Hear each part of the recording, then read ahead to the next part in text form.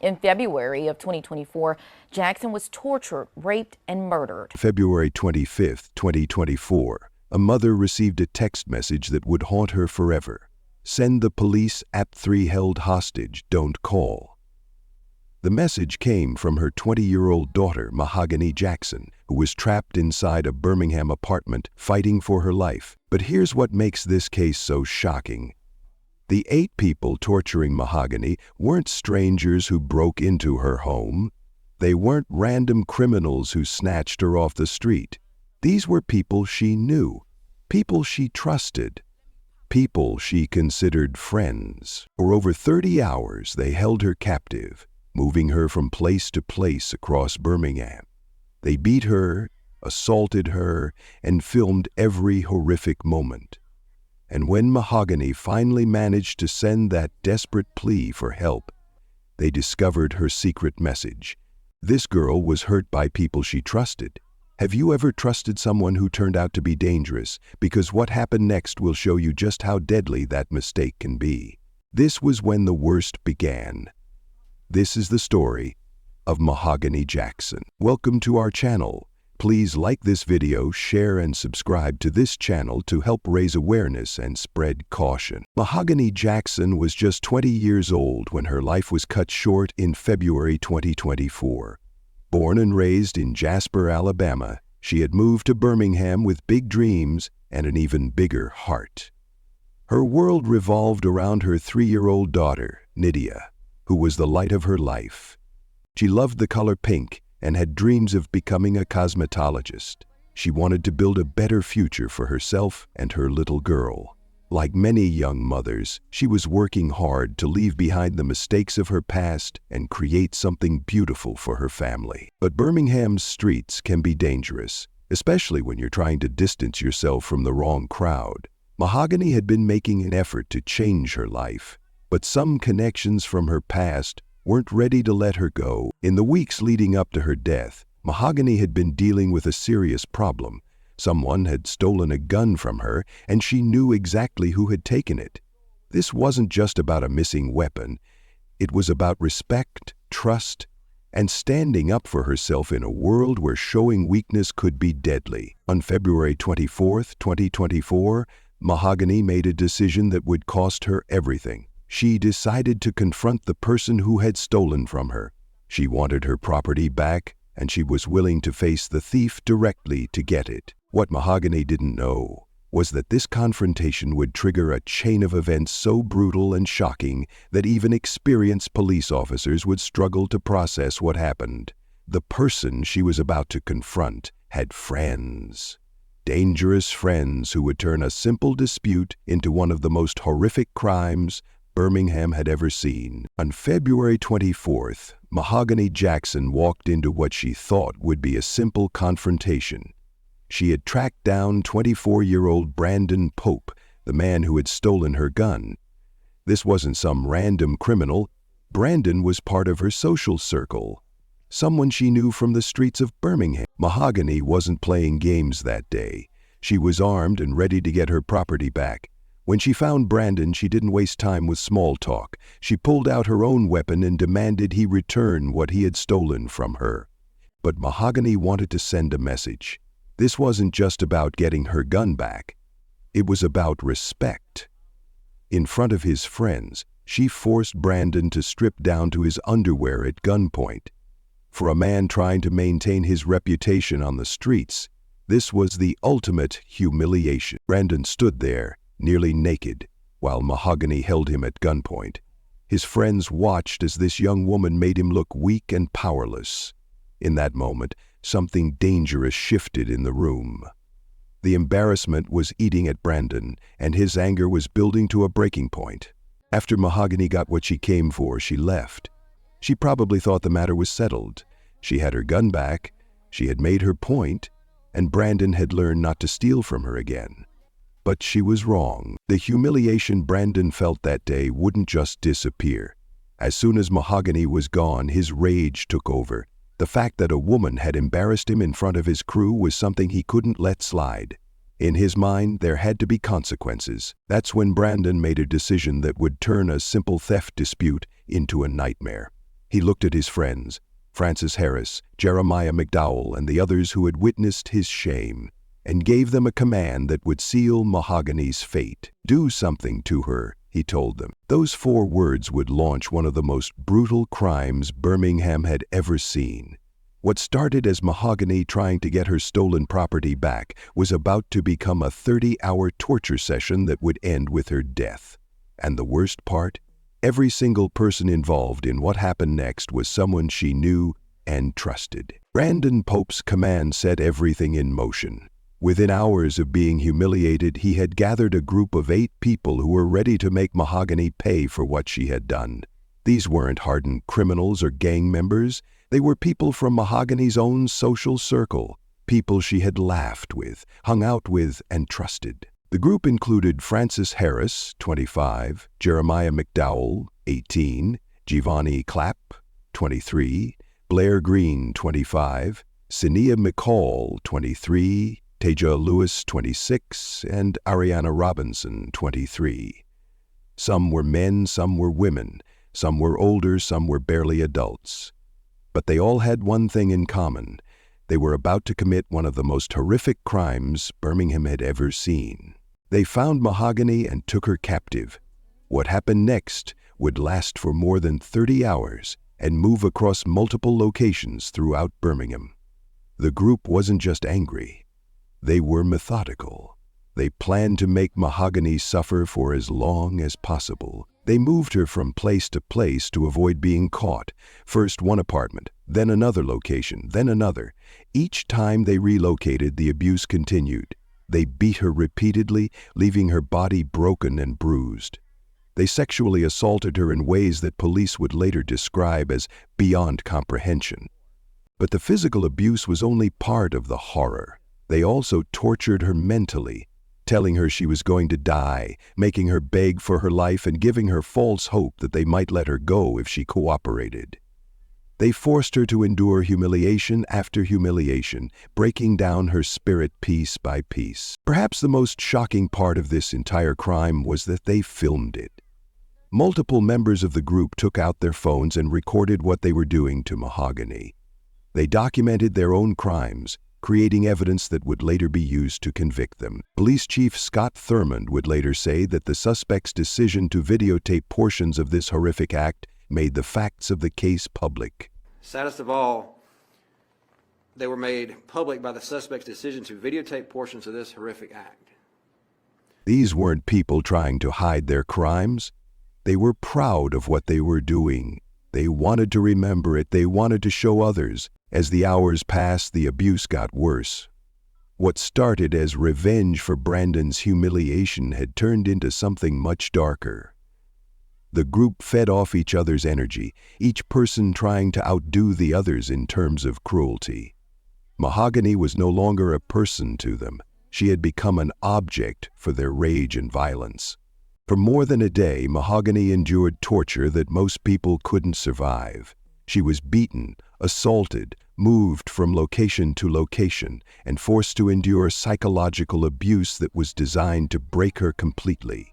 Through it all, she held on to hope that somehow, someway, she might make it out alive. The group showed no mercy, even when Mahogany begged for her life, even when she promised she wouldn't tell anyone what happened, even when she pleaded with them to think about her 3-year-old daughter who needed her mother. They continued the abuse. Have you ever been in a situation where you felt unsafe but didn't know how to get out? The warning signs were probably there, but sometimes we ignore them because we trust the wrong people. Mahogany's story shows us just how quickly people we know can turn dangerous. But Mahogany wasn't ready to give up. Even after hours of torture, she was still looking for a way to survive. And on the morning of February 25th, she would find one last chance to call for help. At 7:46 a.m. on February 25th, Mahogany saw her chance. After more than 24 hours of torture, her captors had let their guard down for just a moment. She grabbed her phone and typed the most important message of her life. "Send the police, app 3 held hostage, don't call." She hit send and prayed her mother would see it in time. This was her last hope, her final attempt to save her own life. Back home, Mahogany's mother, Gail, was going about her morning when her phone buzzed. When she read the message, her world stopped. Her daughter was in danger, and she needed help immediately. Gail didn't hesitate. She called 911 right away. The police rushed to the Serenity Apartments on Serenity Drive, where Mahogany's message had indicated she was being held.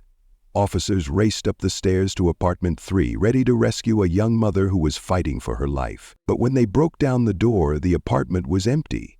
There was no sign of Mahogany or her captors. The group had already moved her to another location, staying one step ahead of law enforcement. Meanwhile, Mahogany's captors had discovered what she had done. They found the text message she had sent to her mother, and their anger reached a new level. Not only had she embarrassed Brandon Pope, but now she had tried to bring the police into their business. But instead of killing her immediately, they saw an opportunity. They forced Mahogany to unlock her phone by giving them her passcode. They wanted access to her contacts, her messages, and her social media accounts. They told her that if she cooperated and gave them what they wanted, they would let her live. "Give us the password and we'll let you go," they promised her. Mahogany, desperate to survive and get back to her 3-year-old daughter, gave them the information they demanded. She probably believed that cooperation was her only chance of making it out alive. She had already endured more than 24 hours of torture. Maybe if she just did what they asked, this nightmare would finally end. But this was just another lie in a long series of lies. The group had no intention of letting Mahogany go. They had already decided her fate, and her desperate attempt to call for help had only sealed it. The text message that was supposed to save her life had instead guaranteed her death. After Mahogany gave them her phone password, the group made their final decision. Despite their promise to let her live, they had been lying all along. Francis Harris, the 25-year-old who would later be identified as the shooter, took charge of what happened next. The group loaded Mahogany into a vehicle and drove her to a remote area in Birmingham. This wasn't a random location. They had chosen a spot where they thought no one would find her body. It was isolated, away from busy streets and curious eyes. When they reached the dump site, Mahogany probably still believed she might survive. She had given them everything they asked for. She had cooperated completely. She had endured more than 30 hours of torture without fighting back. Maybe, just maybe, they would keep their word. But Francis Harris had other plans. As Mahogany stood at that remote location, probably hoping this nightmare was finally over, Harris raised his gun and shot her in the back of the head. The execution was quick and cold. After everything she had survived, after all the hope she had held on to, Mahogany Jackson's life ended with a single gunshot. The group didn't just leave her body there. They tried to hide what they had done by covering her with old mattresses and debris, treating her like garbage instead of the young mother she was. They thought they could make her disappear completely, as if she had never existed. For hours, Mahogany's body lay hidden in that remote area while her family desperately searched for answers. Her mother, Gail, was still hoping the police would find her daughter alive. Her 3-year-old daughter, Nydia, was waiting for her mommy to come home, but on February 26th, their worst fears became reality. A witness walking through the area discovered something that didn't belong. When they moved the mattresses aside, they found Mahogany's body. The young mother who had fought so hard to survive was finally found, but it was too late. This discovery of Mahogany's body set off a chain reaction that would bring swift justice. The Birmingham community was outraged by what had happened to this young mother. Tips started pouring in to police, with people providing information about who might be responsible. Within days, law enforcement had identified all 8 suspects. The same videos that the group had filmed to document their crimes became the evidence that would convict them. Their decision to record their own brutality had created a trail that led police directly to their doors. One by one, the arrests began. The people who thought they had gotten away with murder were about to learn that justice was coming for them. The 8 people who destroyed Mahogany Jackson's life weren't career criminals or hardened killers. They were young adults from Birmingham, ranging in age from 18 to 26. Most shocking of all, they were people Mahogany knew and trusted. What made this case so easy to solve was the evidence the suspects created themselves. Police Chief Scott Thurman called their decision to videotape portions of the crime the saddest part of the entire case. These videos didn't just show what happened to Mahogany, they showed exactly who was responsible. The footage was so disturbing that Chief Thurman, a veteran law enforcement officer, called it one of the most heinous acts he had seen in his career.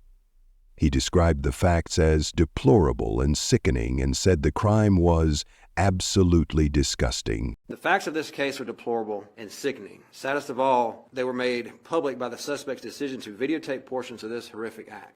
When the arrests began, the charges were serious. Brandon Pope, Francis Harris, and Jeremiah McDowell were each charged with capital murder during first-degree kidnapping and capital murder during first-degree sodomy.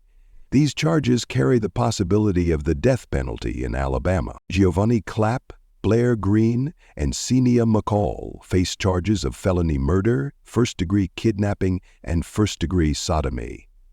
Tasia Lewis was charged with felony murder, while Ariana Robinson was charged with felony murder in connection with kidnapping. All 8 suspects were denied bond, meaning they would remain in jail while awaiting trial. But as the case moved through the court system, some changes occurred.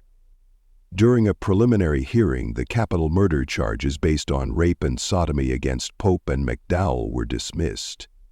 McDowell's attorney, Glennon Threat, argued that his client maintained his innocence and claimed the state had been overcharging the defendants. Additionally, Clapp's assault charge was reduced from second-degree to third-degree assault.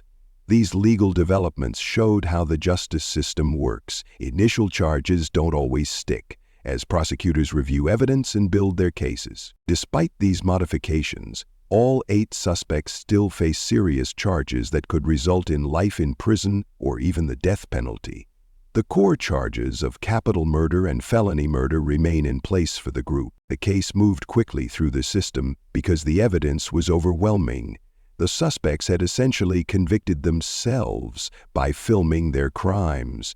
There was no question about who was responsible or what had happened to Mahogany. As the legal proceedings continue, Mahogany's family waits for justice. Her mother Gail and her 3-year-old daughter Nydia will never get Mahogany back, but they hope the courts will hold these 8 people accountable for destroying their family. The real victims of this crime weren't just Mahogany. They were the people she left behind. Her 3-year-old daughter Nydia lost the most important person in her world. At such a young age, she couldn't understand why her mommy wasn't coming home anymore. The little girl who used to play with Mahogany, who depended on her for everything, was now facing a future without her mother's love and protection. Mahogany's mother, Gail, was living every parent's worst nightmare. She had received that desperate text message from her daughter asking for help, and despite calling police immediately, she couldn't save her. The guilt and grief of losing a child in such a brutal way was almost too much to bear. Gail had to find the strength to not only deal with her own pain, but also help her granddaughter understand why Mommy was never coming back. The Birmingham community was shocked by the brutality of Mahogany's murder. People who had never met her felt connected to her story. A young mother trying to build a better life for her daughter, only to be betrayed by people she trusted. Vigils were held in her memory, and community members demanded justice for what had happened. The most disturbing aspect of the aftermath was learning about the videos. The fact that 8 people had filmed themselves torturing and murdering Mahogany showed a level of cruelty that was hard to comprehend. These weren't people who lost control in a moment of anger. They had planned, documented, and celebrated their crimes. But those same videos that showed their lack of humanity also became the key to justice. Every piece of footage they recorded became evidence against them. Their decision to document their crimes had created an undeniable record of what they had done. In trying to preserve their moment of power over Mahogany, They had actually preserved the evidence that would convict them. Mahogany Jackson's story teaches us painful but important lessons about trust, safety, and the people we allow into our lives. The most shocking part of this case wasn't just the brutality.